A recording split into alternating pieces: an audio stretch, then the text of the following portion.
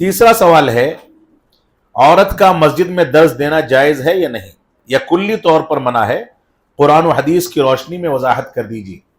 دوران درس اس بات کا تذکرہ آیا کہ مساجد میں عورتوں کا اجتماع یہ درست نہیں ہے، مساجد میں خواتین کا اجتماع درست نہیں ہے۔ کبھی بوقت ضرورت کوئی عالمہ ہیں جو دقیق مسائل بتا سکتی ہیں، اور وقتی طور پر کہیں جگہ نہ ہو تو مسجد میں ان کا اجتماع ایسے وقت میں رکھا جائے جب مرد حضرات وہاں نہیں آتے جاتے ہیں، تو کبھی کبھار تو اس کی گنجائش ہو سکتی ہے، ورنہ اصل یہ ہے کہ مسجد میں خواتین کے درس کا اجتماع جائز نہیں ہے۔ جیسا کہ دوران درس بتایا گیا کہ اللہ کے نبی صلی اللہ علیہ وسلم سے خواتین نے وعظ و نصیحت کی، گزارش کی، تو آپ نے کسی خاتون کے گھر کی تعیین فرمائی کہ فلاں کے گھر میں جمع ہو جانا، میں وہاں آ کر کے نصیحت کر دوں گا۔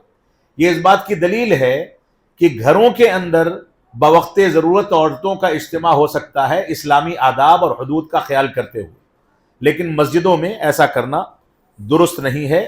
یہ فتنوں کے دروازوں کے کھولنے کی بات ہے۔ امریکہ اور یورپین کنٹریز میں اس وقت ایسی مسجدیں تعمیر کرنا شروع کر دی گئی ہیں جس میں مرد حضرات داخل ہی نہیں ہو سکتے، اور جمعے کا خطبہ تک عورتیں دیتی ہیں۔ اس انداز کے فتنے جنم لینے لگے ہیں، تو یہ فتنہ ہے، ہمیں اس سے بچنا ہے۔